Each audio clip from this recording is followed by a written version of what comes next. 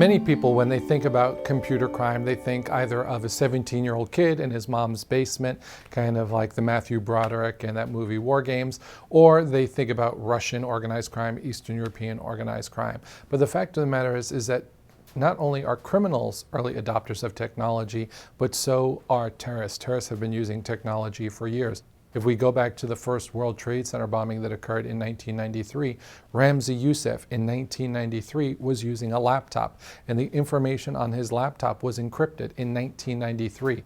When the FBI seized him and his laptop, they couldn't read the information and had to send it off to the NSA, and it took them a year to break the crypto on that laptop. So this is not a new phenomenon. Fast forward to today, criminals are using all forms of technologies, as are terrorists.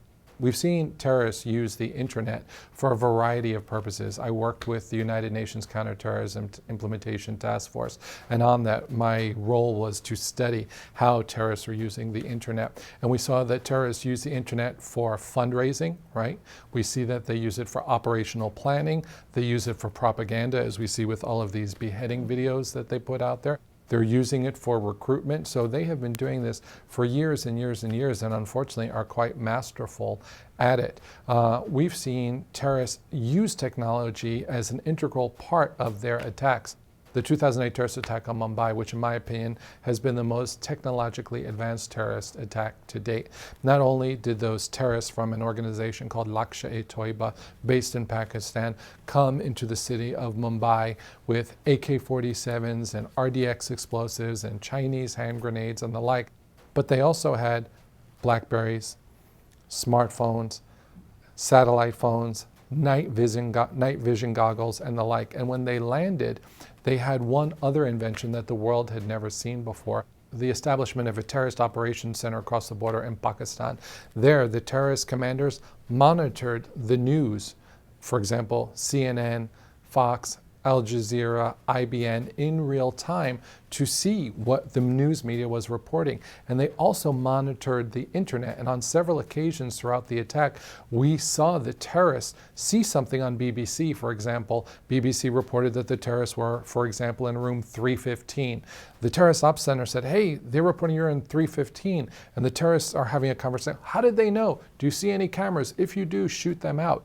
So the terrorists, through this ops center, technological operations center, the type of stuff that we see on television shows like Homeland and 24, the terrorists built one of those back in 2008 and were able to operationalize technological information in real time.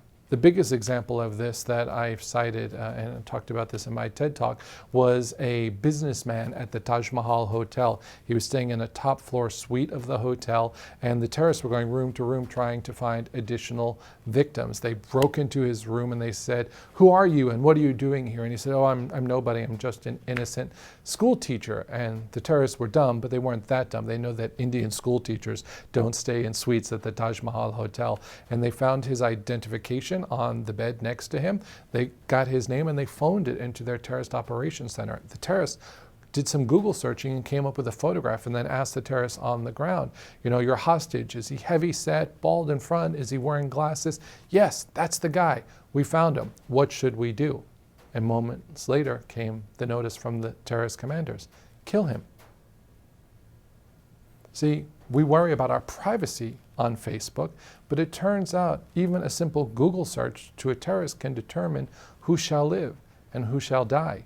Terrorists can use these tools, our openness, against us. Now, of course, that's a black swan event, and we don't want to exaggerate it, but in that case, it did make a difference. And because of the technological edge that the terrorists had over the police of Mumbai, their ability to escape and monitor the movements of the Indian National Police and the Mumbai police, that terrorist hostage siege lasted not 1 day, not 2 days, but almost 3 days.